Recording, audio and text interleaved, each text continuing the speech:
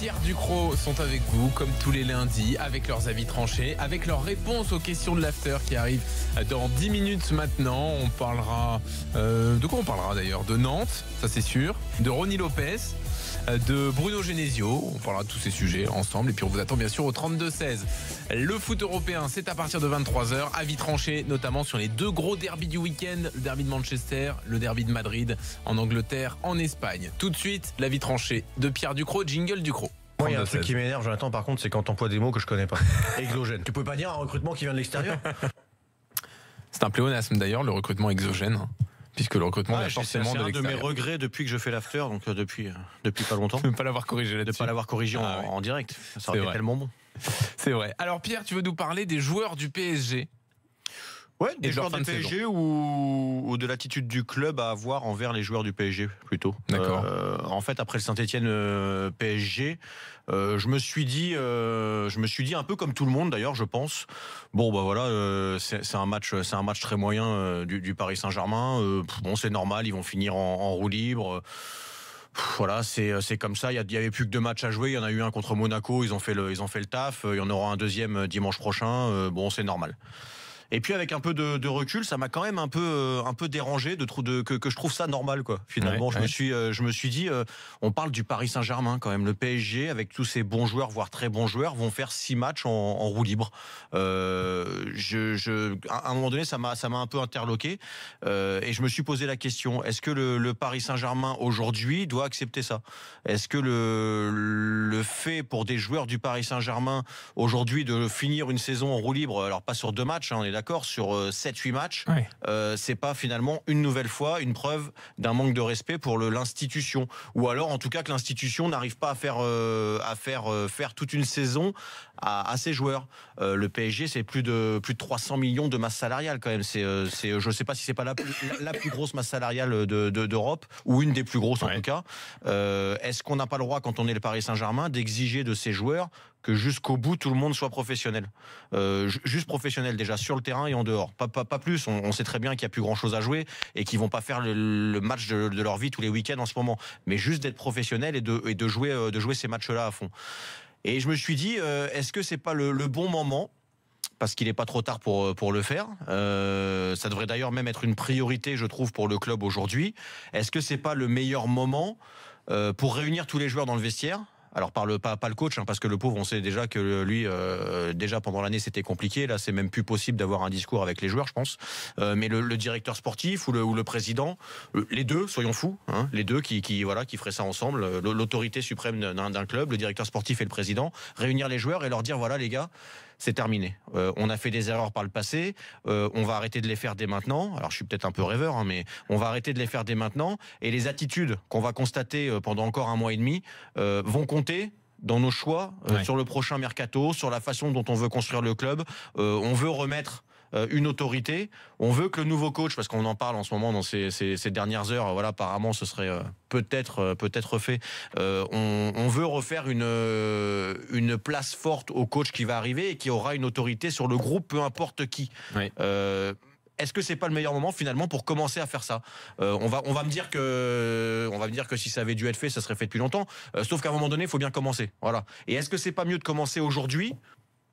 Avec n'importe quel joueur, je dis bien avec n'importe quel joueur, ça tombe bien, Neymar n'est pas là, ça simplifiera un peu les choses, parce que ça sera peut-être plus dur à faire avec lui ou des joueurs qui ont une grosse importance qu'avec d'autres, mais est-ce que c'est pas le bon moment pour la direction parisienne pour faire ce qu'ils n'ont finalement pas fait depuis qu'ils sont en place, et commencer à le faire là maintenant, quand il y a un gros virage qui va être pris au niveau du coach, au niveau de certains joueurs, au niveau de certains choix de joueurs qui vont arriver, etc.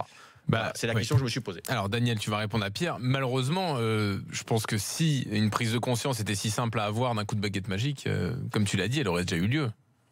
Alors, tu vois, c'est pas de décider. J'entends ce que tu dis effectivement, mais je pense que la prise de conscience, parce que je pense que ça va au-delà de l'entraîneur, des joueurs présents, etc. C'est un état d'esprit général à avoir. Je suis d'accord, mais à un moment donné, il faut que ça commence par quelqu'un, et ça peut que commencer ce genre de choses par l'autorité, c'est-à-dire le président, le directeur sportif. Ça peut que commencer de là-haut. Et je pense que ça serait peut-être plus facile à commencer maintenant. et notamment en faisant quelques exemples, voilà, on sait de qui on parle, mais un Pastore, tu veux jouer à 50%, tu sais quoi, tu restes sur le côté, tu joues plus du tout, parce que tu portes le maillot du Paris Saint-Germain et qu'à un moment donné, il faut respecter ça. Et faire ça avec peut-être 5-6 joueurs. Ça va faire mal, parce qu'il y a une histoire entre ce club et ses joueurs, mais à un moment donné, il faut se faire mal pour que ça puisse aller mieux l'année prochaine. Qu'est-ce que tu en penses, Daniel ? Pour les quelques joueurs dont tu parles, oui, effectivement, je pense que tu pourrais tranquillement ne plus les faire jouer, oui. Après, pour le côté roue libre, je me souviens que ce débat avait existé il y a 2 ans. Le PSG n'y peut rien si les autres sont à 20 points. Le PSG... je trouve que l'écart est trop grand. Oui, mais tu peux faire un minimum, c'est ça que je veux dire.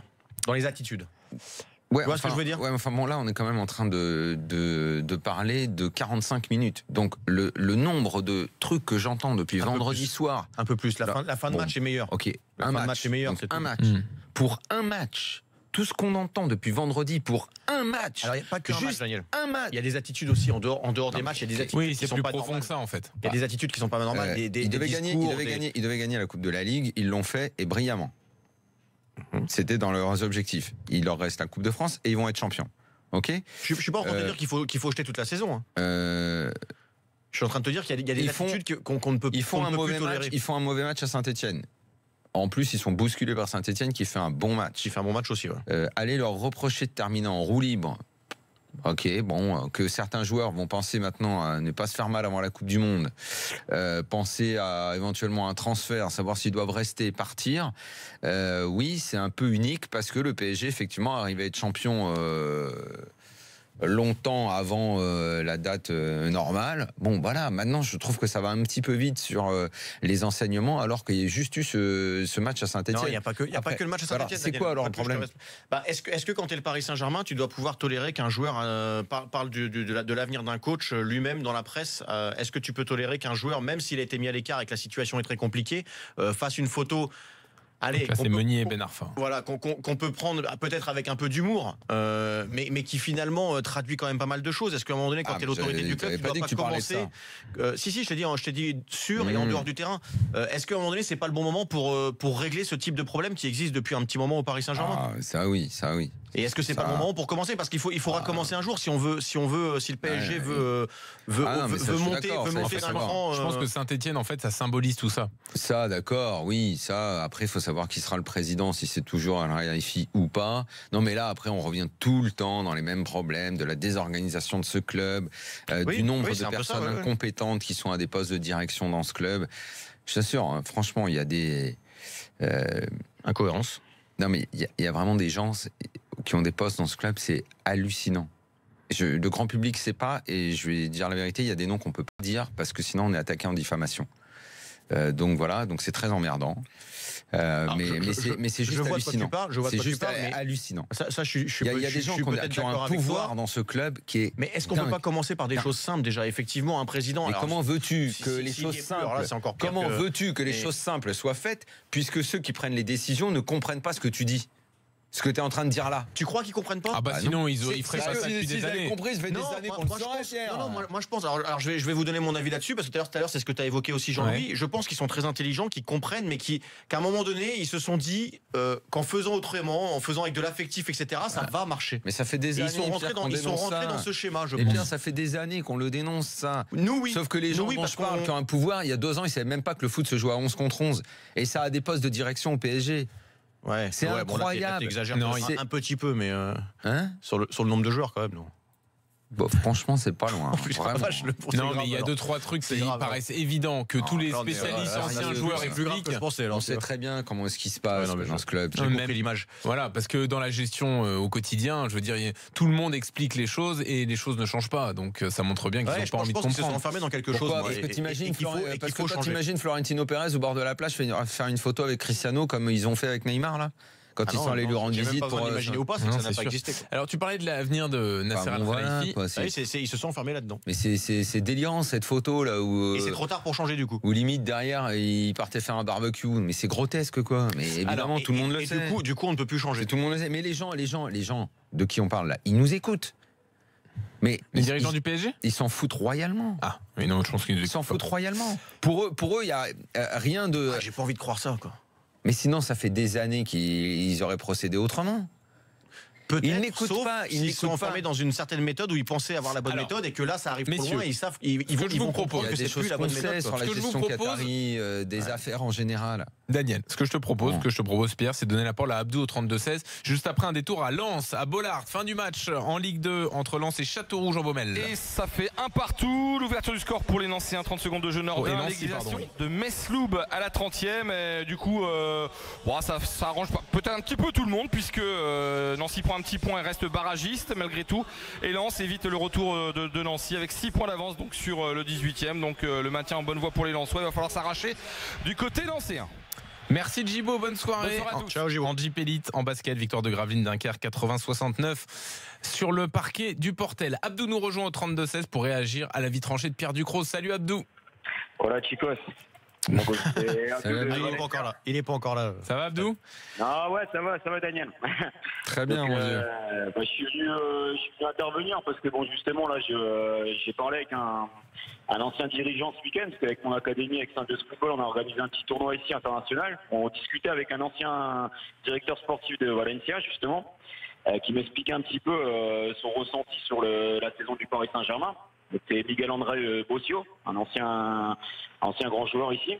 Et il me disait justement, je reprends un petit peu les termes de Daniel qui sont importants à mes yeux. Je pense qu'il y a un problème au niveau de certains dirigeants, notamment au niveau du président, au niveau du directeur sportif. Il y a un manque de distance qui est marqué par rapport justement entre les dirigeants et les joueurs. Chacun doit savoir où est sa place au sein d'un club. C'est ce qui se passe notamment ici en Espagne, dans des clubs comme Valencia, par exemple, cette année, ça tombe très très bien. Donc grâce à ça, parce que je pense que le Paris Saint-Germain, il y a un vestiaire de stars, d'accord. On a eu cette année, le gros problème qu'on a eu cette année, c'est déjà, premièrement, c'est qu'Unai Emery n'a pas su gérer certains égos du vestiaire, mais n'a pas non plus été soutenu par le président. Pour moi, c'est mon opinion personnelle. Et je pense que l'année prochaine, justement, on a besoin d'un entraîneur qui ait justement la confiance totale auprès de ses supérieurs hiérarchiques. Et on a également besoin que le président prenne un peu de recul sur les décisions sportives qui sont prises au sein du club. Alors attends Abdou, je ne sais pas si ça va dans le sens de ce que tu penses. Les quelques infos qu'on a eues aujourd'hui sur Thomas Tuchel, c'est que évidemment ce qu'on dit depuis 10 jours, c'est que ce sera lui, sauf improbable retournement de situation, l'entraîneur du PSG. 2 ans plus 1 année en option. C'est pas encore signé. Le PSG attend plusieurs choses.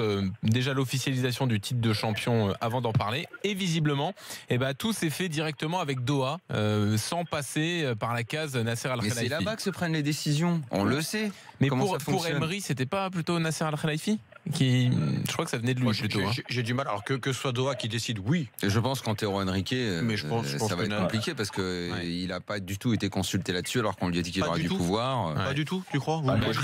J'ai du mal à croire. Je crois que la situation. Et lui, c'est plus pour qu'on ne sait Sao, par exemple, de ce qu'on a pu entendre. Oui, bon alors après. Ouais, alors à la limite, c'est un mal pour un bien.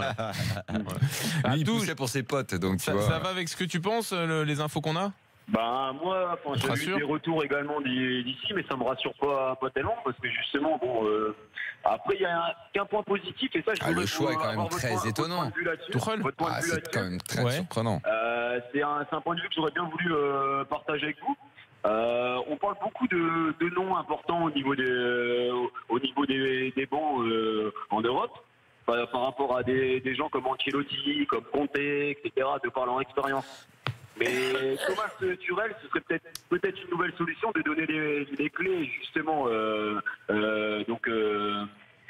du Paris Saint-Germain à un nouvel entraîneur qui a peut-être justement envie de gagner.